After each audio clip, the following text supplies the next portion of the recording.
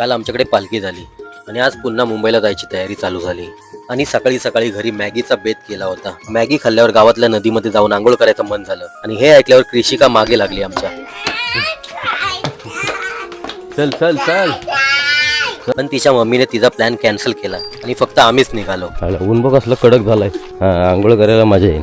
एका महिन्यातच हे पूर्ण पाणी सुकून जाईल आणि पुन्हा भरेल ते डायरेक्ट पावसाळ्यातच. पोहून झाल्यावरती खूप भूक लागली होती, त्यामुळे घरी गेल्यावर डायरेक्ट जेवायलाच बसलो. कालच्या पत्रावळ्या पुढे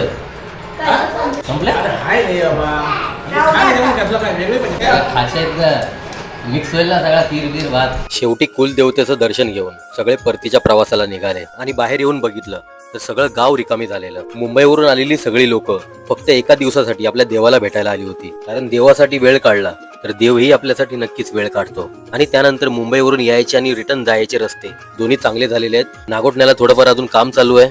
शिमगा आणि गणपती या दोन सणांच्या वेळी 1 महिना अगोदर रस्ते खूप चांगले करून ठेवतात, पण काही दिवसातच हे रस्ते पण पुन्हा खराब होतील. आणि हे खूप वेळा झालंय, कारण या सिमेंटमध्ये आणि डांबरमध्ये भ्रष्टाचार लपला आहे.